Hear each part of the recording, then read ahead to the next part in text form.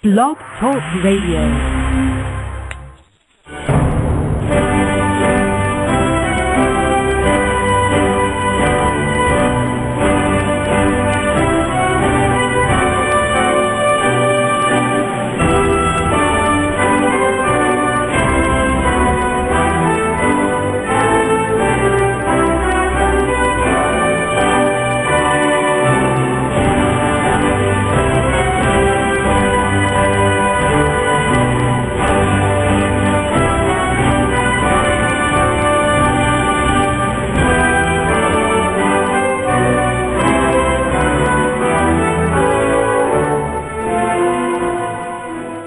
Boa noite, meus amigos. Estamos aqui de volta.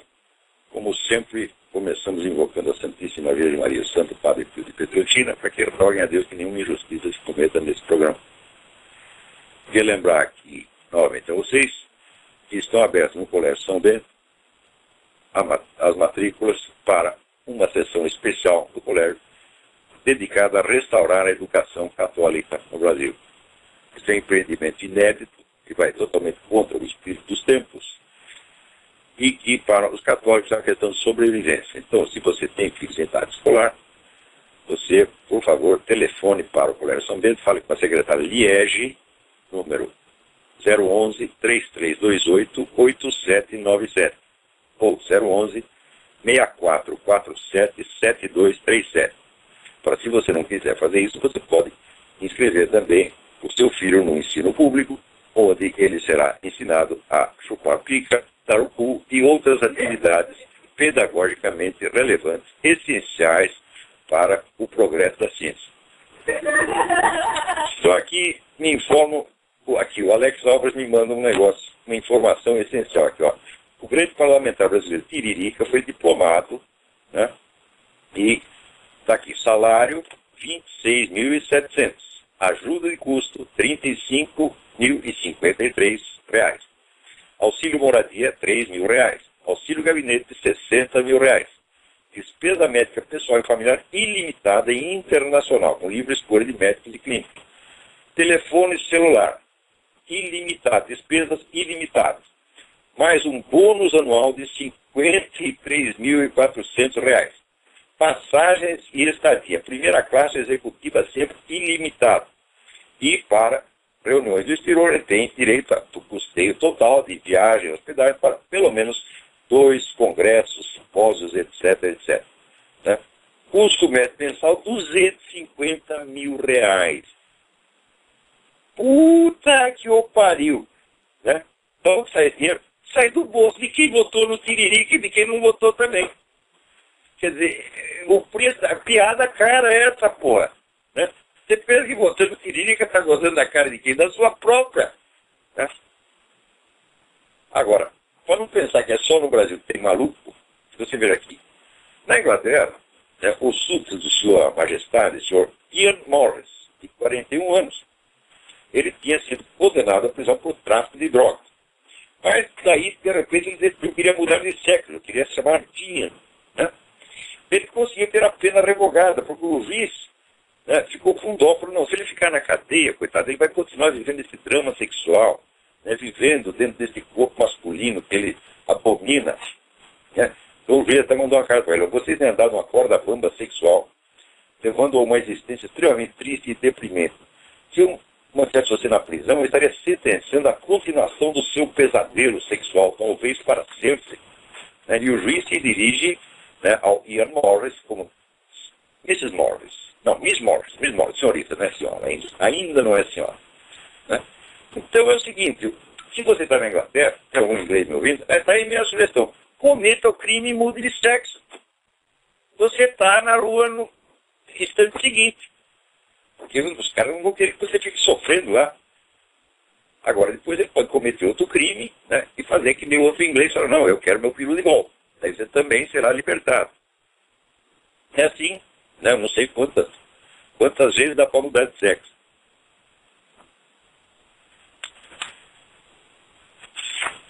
Agora, também aqui no Brasil está circulando, né, um abaixo-assinado em favor da aprovação do kit anti-homofobia. O kit anti-homofobia é aquele que passa para as crianças, né, peru, lubrificante, tudo, material didático, mas de extrema importância. Vocês não entendem como é importante a criança aprender isso, né? Brincar já com piruzinho de borracha desde pequenininho, né? Depois vão passar a brincar com o peru do professor, né? Mas isso é uma segunda etapa no progresso do entendimento, né? Então aqui diz aqui o manifesto: o Brasil está novamente diante de uma encruzilhada histórica relativamente aos seus direitos civis. Cabe a nós decidirmos se vamos ser uma nação para todos ou não, se vamos nos deixar guiar pela intolerância ou pelo obscurantismo, ou se queremos uma nação moderna, aberta e democrática. Tá vendo? Quer dizer que para construir uma nação aberta e democrática é preciso distribuir perus e borracha às crianças, porque os adultos, todo mundo, né? No Brasil todo mundo tem um peru de borracha. Então, não é justo que as crianças sejam, né, prejudicadas na distribuição de perus de borracha e tubos de KY. Tem que democratizar o peru de borracha. Todo mundo sentando em cima, desde pequenininho, né? Mas assim, a piada vira realidade. Agora aqui também, né, esse Obama também não deixa para trás. Esse dia que está todo mundo chorando por causa do negócio que aconteceu no Arizona, né? O Obama aproveitou que está todo mundo pensando em outra coisa, sabe o que ele fez? Soltou uma ajuda econômica para o regime Fidel Castro em Cuba. Ele está dando dinheiro para os caras,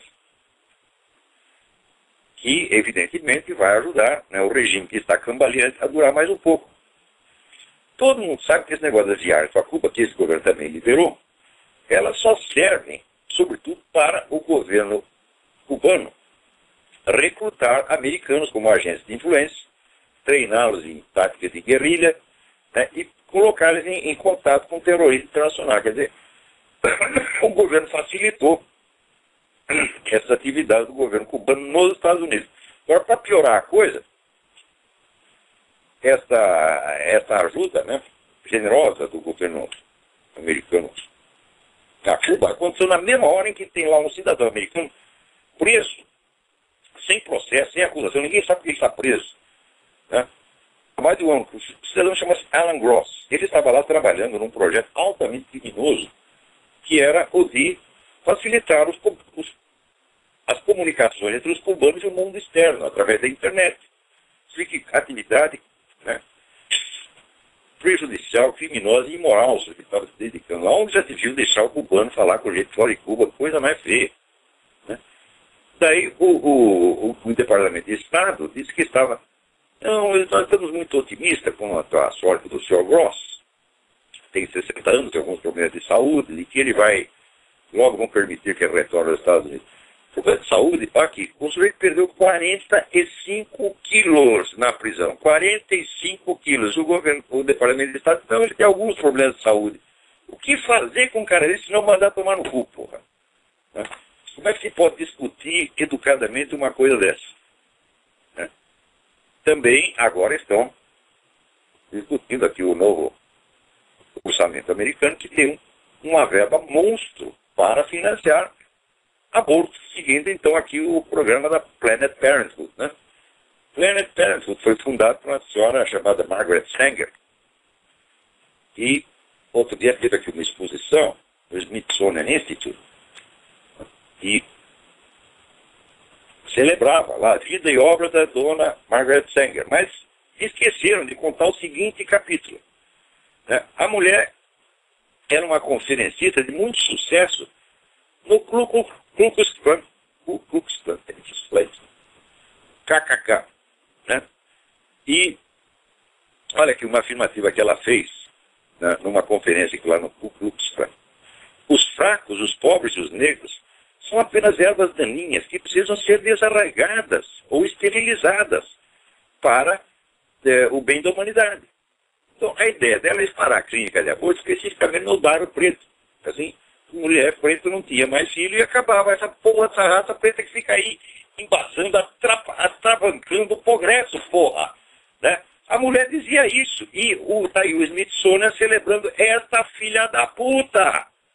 Agora, acontece que essa informação é circulada na internet há muito tempo, o Smithsonian não tem nenhum pretexto para não saber disso. Mas acontece que os livros que a mulher escreveu tinham direitos autorais. E, naturalmente, a Planned Parenthood não ia permitir que esses livros fossem publicados, porque senão fossem republicados, porque senão todo mundo ia saber quem era essa filha da puta da Margaret Sanger.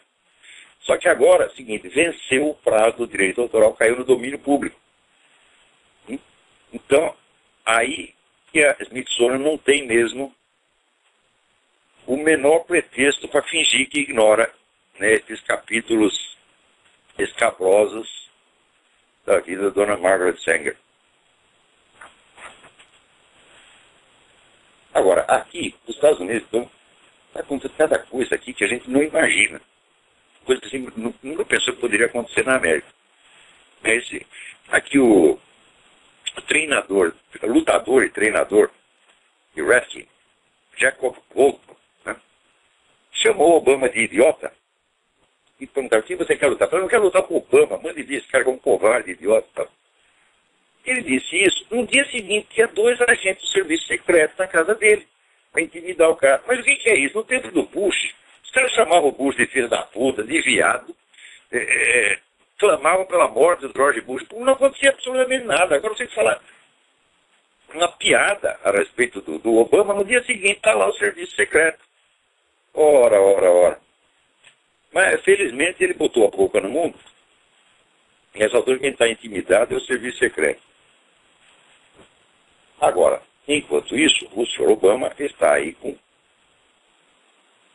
planos de investir no Departamento de Comércio da autoridade de criar uma identidade internética para cada americano. Quer dizer, você, para usar a internet, você tem que ter uma carteira de identidade numerada, de modo que o seu computador possa ser mais facilmente rastreado. Olha só o plano do cara, né? Quer dizer, quer adotar aqui um sistema de fiscalização na internet pior do que o que tem na China. Porque na China, os caras bloqueiam os sites, mas ainda não estão investigando o cidadão um por um. Na China, eles nem tem recurso técnico para fazer isso, mas aqui nos Estados Unidos tem. Então, quer dizer, você quer saber o que todo mundo está conversando na internet, né? Quer dizer, o cidadão está lá inocentemente, né, dentro do seu site de mulher pelada, ou de homem pelado, que hoje em dia já não sabe mais, né? E pronto, vai lá, o governo fica sabendo da sua vida inteira, porra, né? Nós aqui que nos correspondemos com pessoas perigosas, como Alejandro P. Schlosser, pensou, os caras vão pegar toda a minha correspondência com o Alejandro P. Schlosser, né? Chamando lá o Chaves de viado e outras coisas. Vamos ser totalmente expostos, né?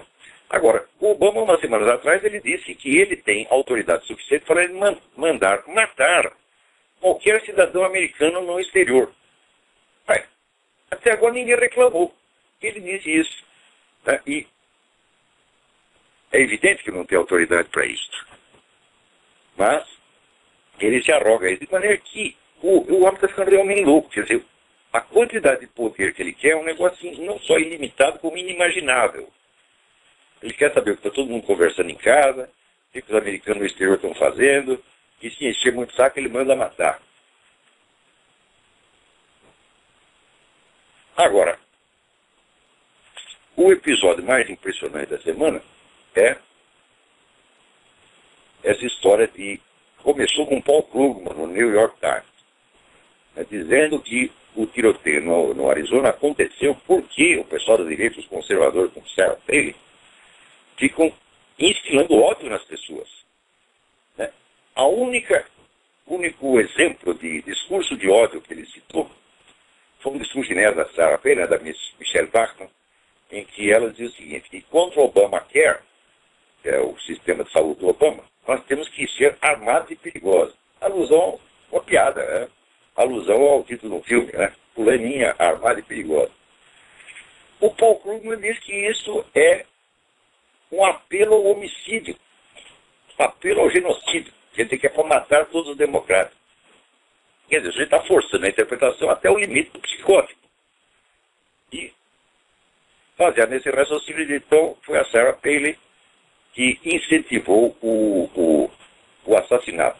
O fato de que o assassino fosse um sujeito de esquerda, né, cuja leitura predileta é Manifesto Comunista, e de que tenha sido educado numa escola que foi inteiramente orientada por Barack Obama e Michael Ayers, seu colega terrorista, isso aí não é importante. Agora, importante é tentar criar uma relação totalmente artificial, longínqua, remota, impossível, né, entre discurso da Sarah Palin e o homicídio do sujeito particular. Agora, se você procura no site de esquerda, aí você vai saber o que é incentivo ao ódio. Né? Então, aqui, o Brian Fisher, num artigo recém-publicado, no One News Now, dá uma lista de 2 páginas de frases que ele colheu nesse site de esquerda a respeito de Sarah Palin.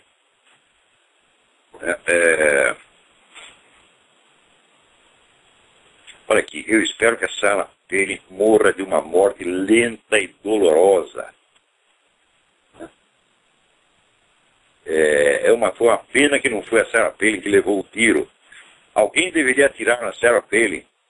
Né? Assim por dentro, são apelos e apelos. Tem até um livro que saiu aqui, um livro que chama-se Eu Não Acredito Que Você Disse Isso. Que é uma antologia de apelos ao ódio sair da boca de esquerdistas, coisa que ninguém na direita jamais disse. Tem uma vez aqui um cara na direita, que é o Pat Robertson, que Pat Robertson é um excêntrico, não é um tipo, um ser típico, né? O Pat Robertson disse que alguém deveria dar um tiro no Hugo Chávez. Daí todo mundo no país estrelou e ele pediu desculpas. Isso foi o máximo de apelo à violência que saiu da boca de algum direitista, e que aliás é o direitista mais atípico que pode existir. Agora, o Cliff Kincaid, na página dele, a Pure Media, ele tem uma sessão de atualização semanal dos apelos de ódio saindo da boca de esquerdista. E porque esse mesmo pessoal que incentiva os outros ao homicídio, né, quando eles querem matar alguém, eles fazem tantos apelos à matança do sujeito, que a imagem do camarada fica cercada de violência. Então dá a impressão que a violência saiu dele. Ou seja, você adquire fama de ser odiento, não porque você odeia alguém, mas porque muita gente odeia você. Então, isso é uma técnica muito filha da puta, né? Baseada no negócio do conselho do tolerância. Calunie, que alguma coisa sempre vai acabar pegando, sempre vai acabar grudando. Então, agora aqui, o pessoal está vendo um zoom aí nas comunidades islâmicas, de que os caras vão coroar um califa. Exatamente ali no marco zero. O califa seria, teoricamente, o líder mundial do islamismo. Né?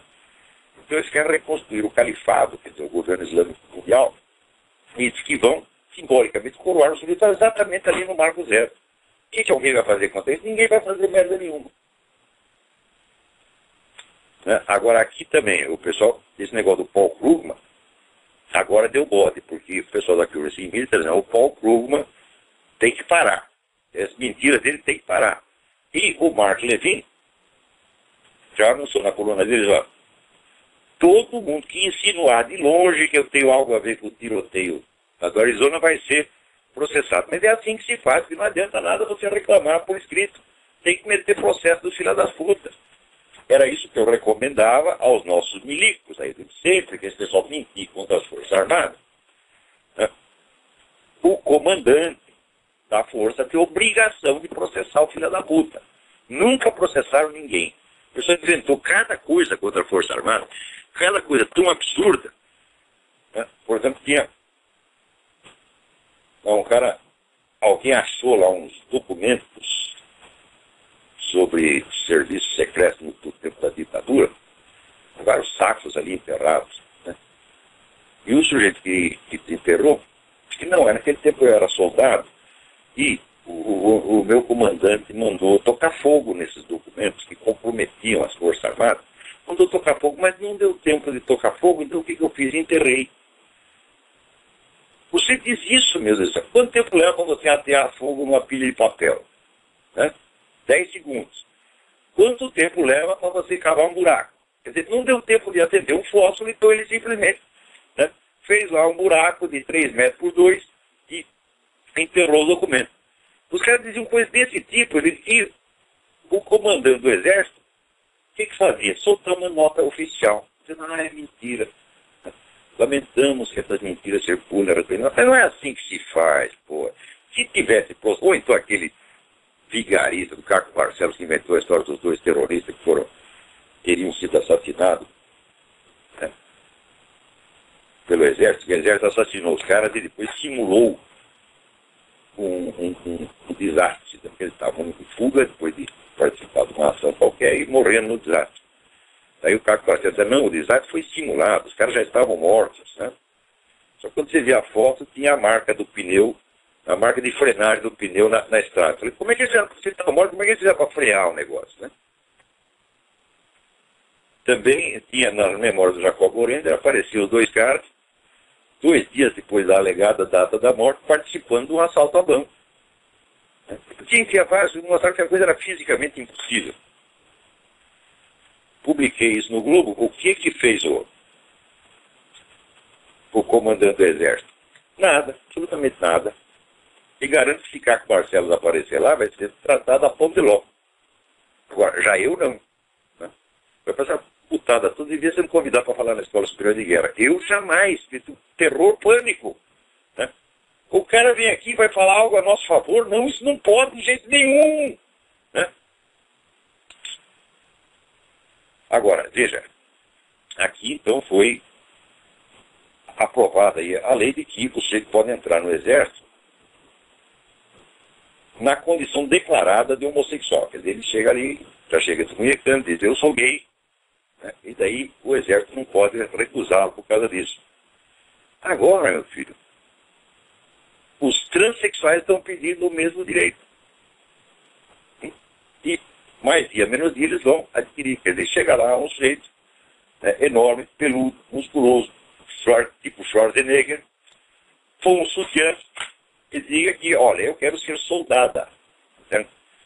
Por quê? Porque sendo soldado, eles vão botar você em serviço administrativo, não vão fazer você pegar no pesado, não vão mandar você para o campo de batalha. Então você vai lá vivendo bem bom. Né?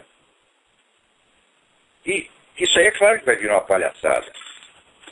Mas a palhaçada é intencional, quer dizer, é desmoralização completa, né, de todo o senso de ordem, hierarquia, respeito, etc, etc. Agora, olha aqui um negócio interessante. O cara foi falando um negócio de discurso de ódio. Né? O xerife lá da cidade onde teve o tiroteio, que foi um cara do Vanderbilt, mostrou uma incompetência atroz. Apareceu aqui o xerife Joe Arpaio, que é o xerife mais popular dos Estados Unidos, o xerife que conseguiu reduzir a criminalidade na sua cidade a 0. A gente não deixa os presos nem ver televisão, com os caras para trabalhar, eles não dá moleza, então virou o xerife mais famoso. E o Joe Arpaio contou, olha, esse xerife lá da cidade, do Arizona, é o tal do Dupnick. O Dupnick, uns anos atrás, participou, né, o pessoal da delegacia dele, não ele pessoalmente, mas a turma da delegacia dele, participou de um protesto no qual ele, Joe Arpaio, era decapitado em efígie.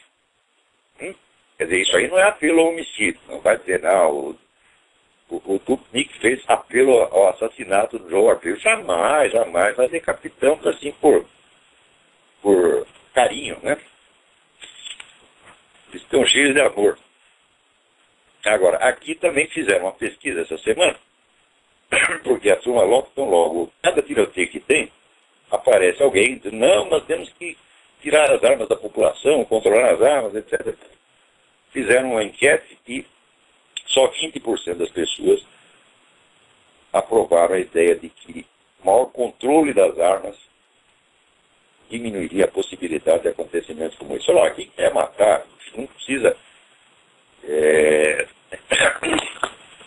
não precisa ter direito às armas. Ele não tem a arma sem direito nenhum. Que direito tem esse traficante todo no Brasil de ter arma? Nenhum. E, no entanto, ele tem as armas. Eles não querem o direito à arma, eles querem a arma, tá entendendo? E assim vai. Agora, aqui alguém me manda 2 vídeos muito impressionantes. Né? Um vídeo mostra o Sérgio Cabral ouvindo o pessoal relatar essa tragédia aí que houve, né, em Teresópolis, Petrópolis, etc. E o pessoal o cidadão aparece ali, um camarada, negro, gordinho, né, explicando para o governador a tragédia, etc, etc. Então o governador fala, ó, vem falar comigo ali em privado, no meu escritório. Não queria que ninguém ouvisse. Para não pegar mal para o governo dele. Isso é a emoção que o governador tem quando os seus compatriotas morrem às dúzias, né?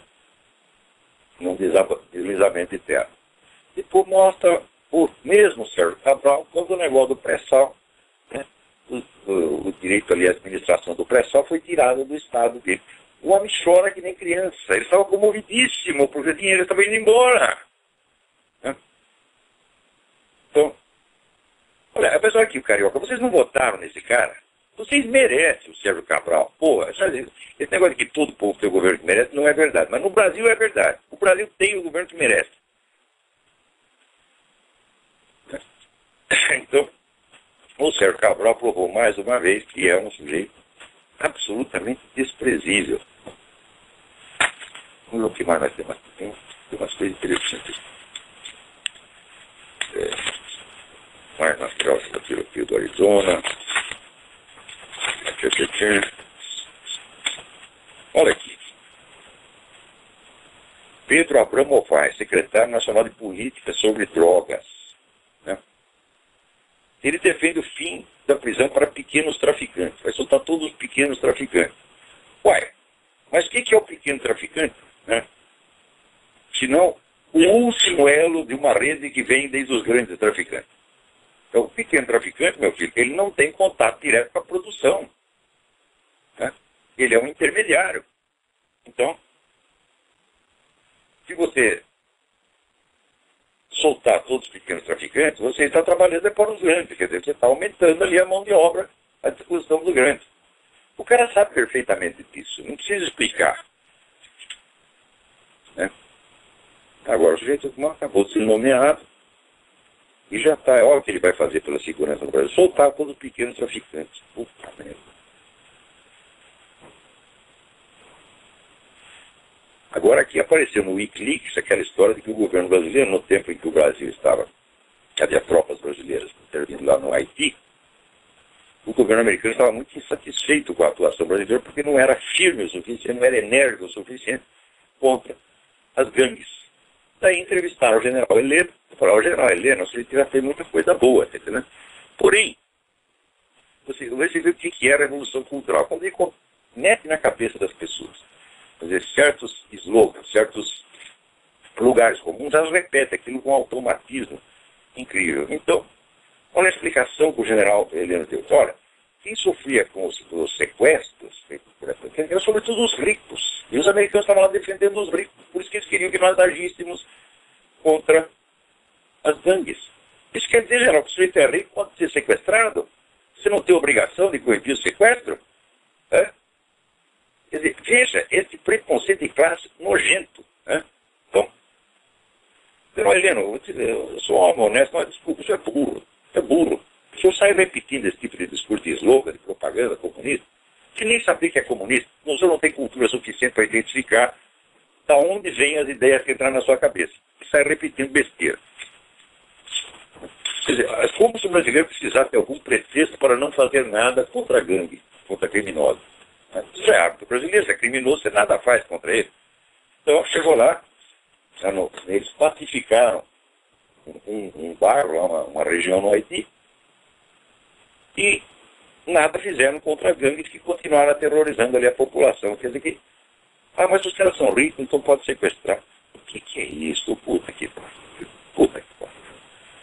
Ele não percebe a indignidade, a infâmia do que ele disse. Ele não tem condição para julgar o que está dizendo. Então isso quer dizer, o decréscimo de consciência intelectual e moral no Brasil é tanto que afetou todo mundo. Pouco importa se o cara é comunista, direitista, conservador, católico, protestante.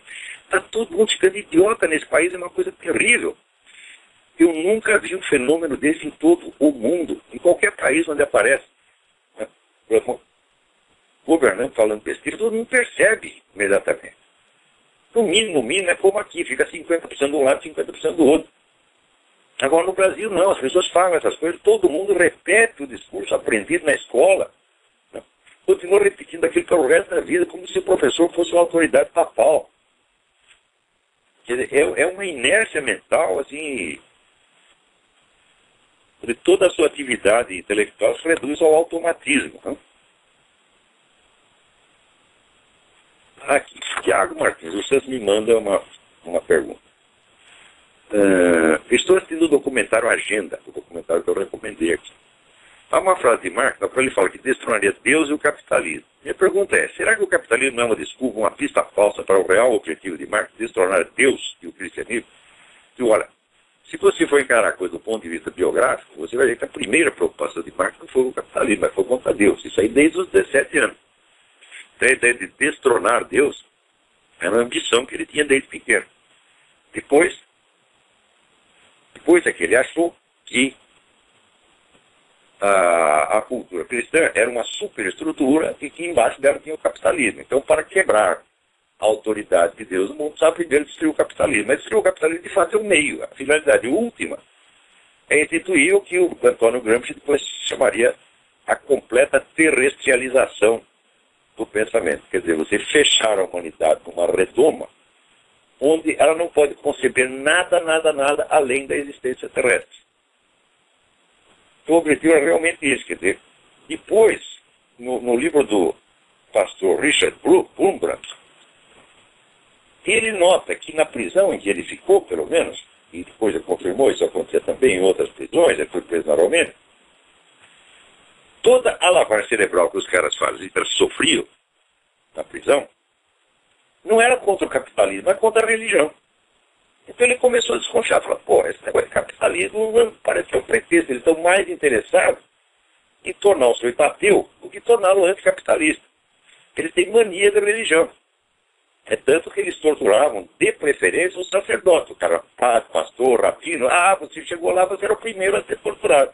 E Jarada fazia a seguinte sacanagem, você pegava, por exemplo, um padre, né, e amarrava um rabino na cadeia. Ele começava a arrancar os dedos do rabino. Falava, se você não abjurar a sua religião, nós vamos arrancar todos os dedos do rabino até o fim. Ou então fazia o contrário, pegava o rabino e amarrava o padre.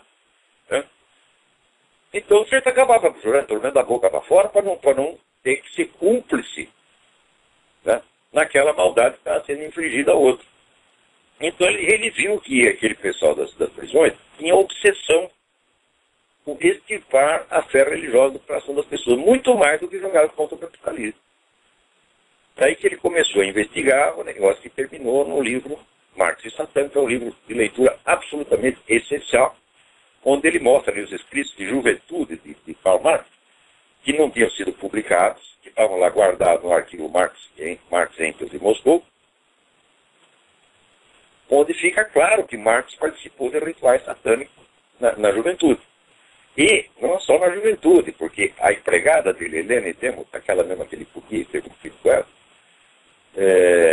diz que ainda depois de homem adulto, ele fazia uns rituais estranhos, acendia lá uma vela, botava uma fita na cabeça, um negócio esquisito.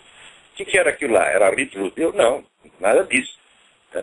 Era rito satânico, evidentemente. Então, quer dizer que o cara não só era satanista na juventude, continuou. E o negócio anticapitalista era apenas, de fato, o meio para chegar à finalidade última. Né? Agora, aqui, o Alan Lopes me pergunta, prezado Olavo, você tem dificuldade de entender o que o senhor entende por intuição. Seria os primeiros princípios em demonstrar? Não, a coisa é muito simples. Não é o que eu entendo por intuição, é o significado tradicional técnico que a coisa tem em filosofia. Intuição é todo conhecimento direto e sem intermediário. Por exemplo, a intuição sensível. Você vê uma coisa na sua frente, como eu estou vendo essa mesa aqui, como eu estou vendo no telefone. Então, eu não estou vendo isso através de algum instrumento. Agora, se eu tenho um conhecimento através de um conceito que eu ouvi, quer dizer, alguém me expõe a ideia de uma coisa, então aí não é um conhecimento intuitivo, é um conhecimento racional. Quer dizer, o conhecimento racional é um conhecimento por intermédio de um artifício racional. Porque tem muitas coisas das quais nós não podemos ter experiência direta. Por exemplo, o conceito da... Você pega aí toda a teoria da relatividade. Ela trata de coisas que estão infinitamente fora da experiência humana direta. Então, você só pode conhecer aquilo através de conceitos gerais e de cálculos matemáticos. Então, é um conhecimento racional e não intuitivo. Se você for simplificar a guerra, então, intuitivo é o direto e sem intermediários. Racional é o que vem através de um artifício mental. Isso não é eu que entendo assim, isso aí é o sentido que tem tradicionalmente. Agora, tem pessoas que, popularmente, se usa às vezes a palavra intuição para querer dizer um pressentimento, uma percepção extrasensorial, etc, etc. Mas esse é um sentido apenas popular, não é o sentido técnico que se usa essas palavras em filosofia.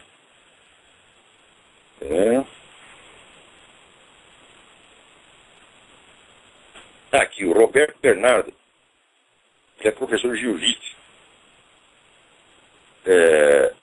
O Brasil tem jeito? Pergunta ele. Ou só vai piorar as coisas? Eu acho que vai piorar muito. Por quê? Esse pessoal que está no poder conseguiu desmantelar qualquer possibilidade de oposição séria. Você só tem oposição biônica. Então eles controlaram tudo. Então, o Brasil tinha jeito 10 ou 15 anos atrás. Agora eu não acredito que tenha mais jeito. Não. Agora vai seguir o seu destino petista até o amargo fim. A não ser que fatores internacionais intervenham. Porque, veja, o sucesso do governo Lula se deve inteiramente ao seguinte fato. Você tem grandes banqueiros internacionais que estão interessados em criar um governo mundial. Para criar um governo mundial, você tem que quebrar a soberania americana. Para quebrar a soberania americana, você tem que quebrar a economia americana. Então eles estão fazendo tudo o que podem para quebrar a economia americana. Foi para isso que elegeram o Obama. Enquanto isso, eles dizem, bom, onde nós vamos botar nosso dinheiro de modo que nós mesmos não percamos com a destruição que estamos fazendo. E escolheram o Brasil, porra. Né? Então o Brasil virou uma espécie de cofre forte, onde os demolidores da economia americana se resguardam dos efeitos de suas próprias ações. Então choveu o investimento internacional no Brasil, e é claro, o padrão de vida das pessoas melhorou. Então, pode ser que amanhã esse pessoal decida, vamos tirar nosso dinheiro do Brasil e botar na Zâmbia. Daí afunda tudo, daí acaba o sucesso petista. Mas, você pode perguntar assim, bom, e se a economia for para o brejo? Vai haver uma rebelião, um golpe de Estado, ou o pessoal não vai votar mais no PT, etc. Eu digo, depende. Porque no Brasil está sendo construído gradativamente, muito cuidadosamente, vamos dizer, um sistema de poder ditatorial informal que é muito eficiente. Está mais do que provado de que crises econômicas e misérias derrubam governos democráticos, mas não derrubam ditaduras. Então, se uma crise econômica causada por fatores internacionais pode ou não determinar uma mudança de rumo das coisas do Brasil, depende da velocidade com que o atual sistema consiga se consolidar como ditadura, como sistema totalitário. Se a construção da ditadura ainda estiver atrasada e tiver um resíduo democrático no Brasil, então é possível que uma violenta crise econômica desperte uma revolta geral contra o governo, e o pessoal ou pare de votar no PT, ou faça uma revolução, golpe de Estado, daí muda essas. Mas, se a ditadura estiver consolidada, meu filho, quanto mais miséria, melhor. Você vê, o Hugo Chávez, na Venezuela, ele se torna tanto mais poderoso, quanto mais a economia do país vai para o breve. Porque pobre não faz revolução, pobre não dá golpe de Estado, porra. Né? Você vê, Napoleão já dizia, para fazer uma guerra você tem 3 condições. Primeira, dinheiro. Segunda, dinheiro. Terceira, dinheiro. Uma revolução sai mais caro ainda, porra. Né? Então, um bando de esfomeado não tem a mais mínima condição de fazer a revolução. Essa ideia de, olha, às vezes conversando no Brasil com empresários, até gente com comando militar, até gente de serviço de inteligência, todos eles achavam assim, não, mas a situação econômica piorar, né? E eles caem e falam, cai coisíssima nenhuma, quanto pior, melhor, porra. Né? Agora, se tiver, por exemplo, não ver uma crise econômica aqui nos Estados Unidos, como teve, né? Então a popularidade do Obama passou de 80% para 25%, então aí é grave. Né? Demorou 2 anos para o pessoal se tocar, mas se tocou. Na primeira eleição parlamentar que teve, o Obama ainda levou vantagem. Na segunda, ele já se ferrou. Perdeu o controle da Câmara dos Deputados. Quer dizer, eles estavam dominando tudo, dominava a presidência, a Câmara dos Deputados e a Corte Suprema. Né? É uma situação que nos Estados Unidos foi imediatamente considerada alarmante, porque aqui o certo é o bipartidarismo, o poder é dividido. Né? Então, imediatamente, a reação do eleitorado apareceu. O pessoal começou a votar nos republicanos. Às vezes não é porque gosta do republicano, é porque o Obama está fazendo tanta cagada que o pessoal fala, bom, vamos votar no outro lado para evitar que o homem se torne poderoso demais. Mas isso acontece aqui, isso acontece na Inglaterra. É como quando os trabalhistas perderam a eleição. Porque quando começa a doer no bolso, o pessoal vota no outro partido. Mas numa ditadura, meu filho, né? Quanto mais pobre está o povo, quanto mais desarmado está o povo, melhor para o ditador. O Charles se sente tanto mais seguro, quanto menos comida tem no prato do venezuelano, pô. Né?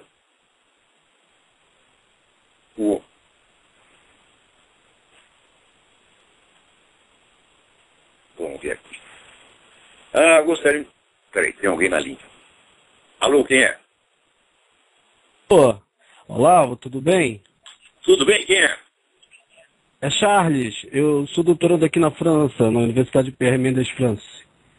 Muito bem. Tudo bem? Eu queria comentar, estás falando muito sobre essa questão de diferença, e... É Charles. Sim, diga. Então, o que acontece? Outro dia eu estava explicando para o aluno no Brasil, aqui na internet, que a gente pensa que o Brasil está bem e a gente não vai para os números, né? Para você ter uma ideia, o CNRS, que é o Centro de Pesquisa aqui na França, tem um orçamento de 7,7 bilhões de equivalente a reais para 11.600 pesquisadores. O Brasil vai ter agora, a CAPES vai ter 3 bilhões em 2011 para 70 mil pesquisadores. O negócio tá brabo, é. Pois é, então, ou seja, o Brasil gasta 42 mil por pesquisador, enquanto que a França gasta 600 mil anuais por pesquisador. Então, isso para você ver como é que está a nossa pesquisa no Brasil.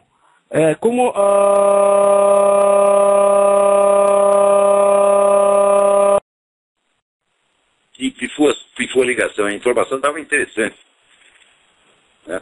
Então você vê que a verba de pesquisa no Brasil continua muito restrita, então é disputada a tapa, e o sujeito, para conseguir a sua verbinha, precisa puxar muito saco. Né? O acesso à verba de pesquisa, isso é como, né? Na Universidade Austríaca tinha piada de que você subir na profissão tinha 3 vias, que eles diziam em latim, per os, per anum, per vaginam. Tinha oral, anal e vaginal. Então, para essas verbas de pesquisa também tem 3 vias, oral, anal e vaginal. Então, agora, falando nisso, vamos ver, esse sucesso do Brasil, ele é alimentado artificialmente pelos próprios investidores. Você está colocando dinheiro no Brasil, ele quer que mais gente coloque. Quanto mais dinheiro for para lá, mais dinheiro cada um vai ganhar. Então você pega esses boletins de investidores, todos dizem a mesma coisa, invista no Brasil, aquilo é uma maravilha. Assim, é um negócio avassalador. Né? Só que antes mesmo, isso aí é tipo da... Você sabe que esses conselhos de investimento são profecias autorrealizáveis. Você diz, invista lá, nós vamos ganhar um montão de dinheiro. Se as pessoas acreditarem, você vai ganhar realmente um montão de dinheiro. Se não acreditarem, não sai dinheiro nenhum. Então, a campanha pelo investimento no Brasil foi uma coisa avassaladora aqui.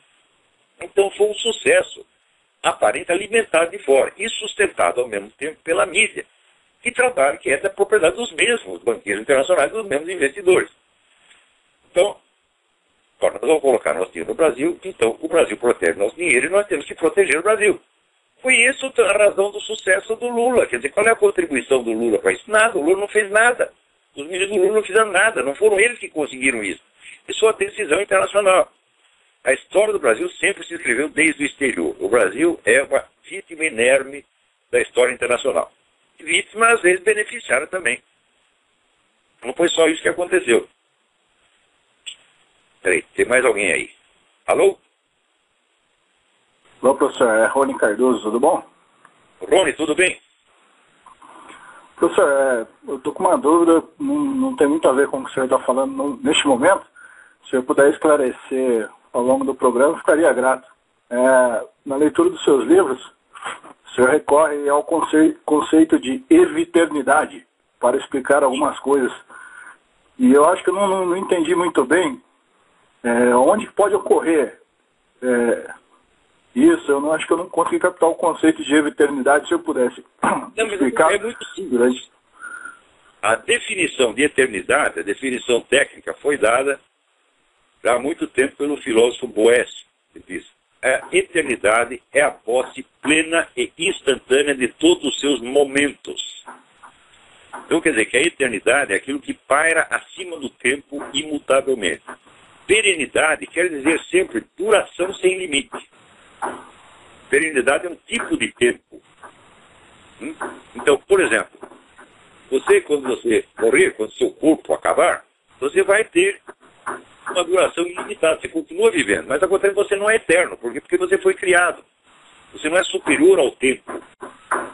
Quer dizer, quando a igreja nos promete a vida eterna, como dizer, uma figura de linguagem. Eterno é Deus. Nós nos tornamos apenas perenes, porque nós não retroagimos no tempo. Né? Nós não estamos presentes no passado, anterior ao nosso nascimento. Nós temos um começo.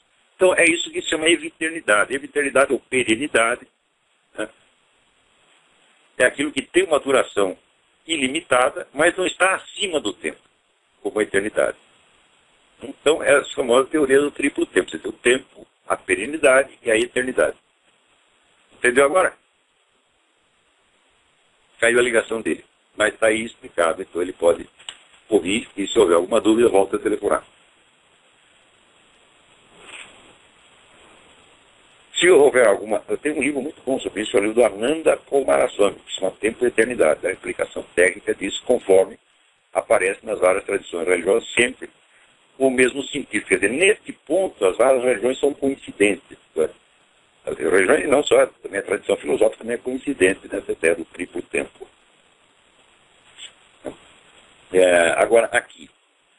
O Pedro Heroles me pergunta qual é o meu parecer sobre o trabalho do Thomas Woods e do Instituto von Mises. Eu acho que os dois são indispensáveis. O Instituto von Mises ele não concorda com tudo, o Mises tem muita influência de Immanuel Kant, e aí ele rateia um pouco. Mas, no geral, são informações indispensáveis e a idoneidade intelectual do Ludwig von Mises é uma coisa que está acima da possibilidade de dúvida. Porém, ainda em resposta a isso, veio por coincidência aqui um e-mail do André Ricardo Randazzo Gomes. Eu sugiro que o professor Olavo recomenda a seus ouvintes no Trollspeak a série A Igreja Católica Construtora da Civilização, apresentada por Thomas Woods, originalmente no canal TV americano, que nós traduzimos e legendamos, colocando à disposição no YouTube no seguinte canal. Anote aí, www.youtube.com/Candungus, K-A-N-D-U-N-G-U-S. Então, isso certamente vale a pena ver. Então, está aí. Olha, o trabalho do Thomas Woods é coisa de altíssimo valor, não apenas apologético, mas historiográfico. Alguém aqui me pergunta.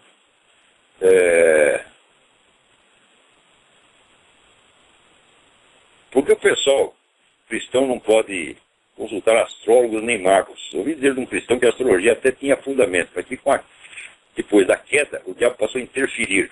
Bom, no que o diabo não interfere? No Vaticano ele interfere um bocado, né? Então, é o seguinte, se você quer estudar essas coisas de um ponto de vista que não fira a tradição católica, você começa por ler os capítulos sobre a astrologia na Suma contra os Gentios de Santo Tomás de Aquino. Está lá feita todas as distinções, tá certo? E essa questão astrológica eu acho uma questão da mais alta importância. Tá certo? Infelizmente, é uma questão que não tem um tratamento adequado. A pessoa pergunta, a astrologia é uma ciência ou uma pseudociência? Não é nenhuma coisa nem outra. A astrologia é um problema científico que nós não sabemos como resolver. Por quê? Estudos estatísticos, o mais completo que foi feito com um cidadão chamado Michel Gauquelin, na França, mostrou que existe alguma correlação que não é exatamente a que os astrólogos costumam apontar, entre as posições planetárias e as escolhas de profissão. Quer dizer, grupos profissionais definidos correspondem a certas posições planetárias definidas. Estatisticamente, isso foi feito até com 50 milhões de horóscopos de nascimento. Então, existe algo aí que precisa ser elucidado. Quer dizer, talvez os astrólogos ouviram o galo cantar, mas não sabem aonde. Mas, em todo caso, se você não tiver meios não astrológicos de averiguar isso, então não adianta discutir astrologia. O problema não é saber se a astrologia funciona. O problema é saber se, primeiro, se essa correlação entre posições planetárias e acontecimentos terrestres existe ou não existe. Depois de você elucidar isso, você precisa saber, daí sim você pode investigar a astrologia. Mas o debate sobre o assunto sempre confunde duas coisas. Confunde, primeiro, a existência e a inexistência do fenômeno com a prática da astrologia. Uma coisa não tem nada a ver com a outra. Então, eu escrevi muita coisa sobre isso, mas foi inútil. Acho que ninguém quer encarar o assunto a sério, justamente porque sabem que é extremamente importante. Mas se você quer tirar as suas dúvidas quanto à viabilidade de um católico estudar essas coisas, então, você vai lá no Santo Tomás de Aquino, está tudo explicadinho lá.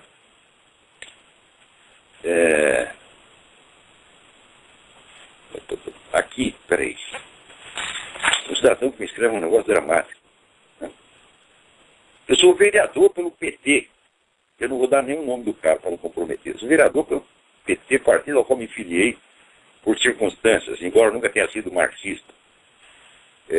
Sou também radialista, essa profissão me ensinou muitas coisas. O que me preocupa é que eu comecei a perceber as enormes diferenças entre minhas convicções cristãs e o PT. Mas o PT foi feito para enganar cristão, meu Deus do céu. O PT foi criado pela teologia da libertação, que é o maior pseudo-catolicismo que já existiu, que é um bando de comunista, que estão lá obedecendo, realizando o plano que Antônio Gramsci definia assim: não atacar a Igreja Católica, mas usá-la como instrumento, esvaziá-la do seu conteúdo espiritual e usá-la como megafone para os nossos projetos. A teologia da libertação foi feita para isso, porra. Você acha que algum teólogo da libertação é católico, é cristão? Mas nem no sentido mais remoto da palavra. São comunistas mesmo. E quem fundou o PT? Foi a teologia da libertação, foi Frei Beto e outros. Então, foi feito para enganar católico e está enganando. Você é só mais um católico protestante, você é só mais um que cai em gol. São milhares. E o pessoal cai por quê? Porque não estudou a história do movimento comunista, história da estratégia comunista, não sabe de nada. Como eu expliquei aqui com relação ao documentário Agenda, semana passada. Alô, quem é? Tem alguém mais alguém na linha aí? Marcos Ribeirão. Marcos Ribeirão, tudo Alô? bem? Tudo bem. Olá, eu tenho uma pergunta para o senhor, de ordem religiosa. Deixa eu ler aqui. A existência de Deus está diretamente ligado à existência da alma? Ou é possível a existência de um sem o outro? As almas humanas foram criadas a partir de um determinado momento. Você lembra, isso está explicado no primeiro capítulo do Gênesis. Deus é eterno e imutável, ele não depende da existência de nada. Se não existisse mais nada, ele ainda continuaria existindo. As almas humanas foram criadas num determinado tempo, e serão extintas no outro tempo. Quer dizer, elas são entidades eminentemente temporais e não eternas. Quer dizer, o círculo inteiro do tempo, o transcurso inteiro do tempo, comparado com a eternidade, é um pontinho no infinito. Não há comensurabilidade entre tempo e eternidade. E a existência das almas humanas é apenas mais uma coisa a mais que aconteceu no tempo. Agora, isso do ponto de vista objetivo. Do ponto de vista subjetivo, isso é do conhecimento, nós só podemos chegar a conceber algo de Deus a partir do conhecimento da nossa própria alma. Mas isso é diferente. Aristóteles já distinguia entre a ordem do ser e a ordem do conhecer. E dizer as duas coisas são inversas. A ordem de importância dos fatores causais é inversa em relação à ordem com que você as conhece. Quer dizer, você vai sempre da superfície para o centro, da periferia para o miolo. Então, quer dizer, nós conhecemos Deus a partir da experiência da nossa própria alma, mas não quer dizer que a alma seja importante na ordem dos fatores. Tá? Quer dizer, Deus vem infinitamente antes, tanto no sentido temporal quanto no sentido lógico. Né? Mas nós conhecemos Deus através do conhecimento da nossa própria alma. Isso aí é o famoso oráculo de Delfos já dizia, conhece a ti mesmo primeiro. Por exemplo, eu duvido que uma pessoa que não tenha tomado seriamente consciência da sua própria imortalidade, né, possa entender alguma coisa do que a Bíblia está dizendo a respeito de Deus. Né? E Miguel Unamuno já perguntava assim, se não tivesse algo imortal, por que eu ia precisar de Deus? Né? Para eu morrer e parar de existir, não precisa de Deus nenhum. Mas isso se refere ao... diminuiria a importância de Deus na vida humana, se não existisse alma, por exemplo. Não entendi. Oi? Diminuiria a importância de Deus na vida humana, se não existisse alma, entendeu? Se houvesse imortalidade, a importância de Deus na vida seria nenhuma. Quer dizer, seria uma coisa indiferente, tanto faz ter Deus como não é ter Deus, se nós vamos morrer e desaparecer mesmo. Então a imortalidade... Bem, lá, outra pergunta. A respeito, há uns 3 ou 4 programas atrás, o senhor citou um livro aí, que eu não me lembro o nome agora, que o autor fala que a consciência não é causada pelo cérebro. Então, como é que explicaria uma lesão cerebral e a consciência da pessoa é afetada? Veja, consciência é uma coisa, a operação de certas funções, como linguagem, raciocínio, etc., é outra coisa diferente. Quer dizer, se fosse, isso quer dizer que uma lesão cerebral pode afetar o funcionamento da consciência às vezes, e em outros casos não afeta. Mas se tem um caso em que não afeta, ela está provando que uma coisa não depende da outra. Assim, como você pensar, assim, o motor do seu carro depende do pneu? Não. Se furar os 4 pneus, o motor continua funcionando, mas você não vai andar. Consciência é a mesma coisa. Consciência continua funcionando, mas não pode raciocinar, não pode relembrar as coisas direito, não pode ter autocontrole, etc, etc. Então quer dizer que uma pessoa que tem uma lesão cerebral, por exemplo, pode ser que ela tenha uma consciência igual a gente, só que ela não consegue se expressar, seria isso? Existem Mas lá no interior, na alma dela, ela está entendendo tudo que se passa, é isso? Perfeitamente, perfeitamente. Existem o espírito dela, se desencarnasse no caso, seria normal. Igual a gente, igual uma pessoa normal. Sim. Inclusive, vamos dizer, as pessoas que passaram por essa experiência de parada cardíaca, portanto, parada do funcionamento do cérebro depois de 10 segundos, né? E elas relatam que elas não só percebiam o que se passava no seu ambiente em volta, mas que elas naqueles momentos estavam muito mais conscientes do que estavam quando viviam no corpo. A consciência funcionava de uma maneira muito mais veloz e abrangente. O número de casos que tem isso é tão grande, que a simples hipótese de que a consciência seja produto do cérebro deve ser afastada de cara, in limine. Você não tem... É inviável. A alma como produto do cérebro é inviável. É uma estupidez, é uma lenda. Aliás, falando nisso, o nosso tempo acabou. Então, até a semana que vem. Muito obrigado.